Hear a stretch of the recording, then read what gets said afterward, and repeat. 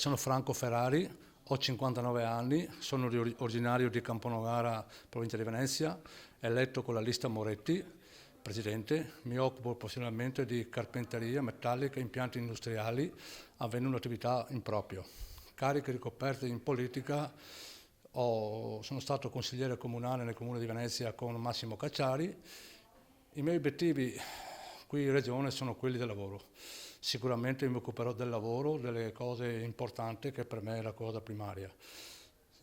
L'altra cosa che vorrei portare in regione è la concretezza, per cui essendo un imprenditore, la concretezza credo che sia l'ordine principale per portare avanti le problematiche che abbiamo in questo Paese.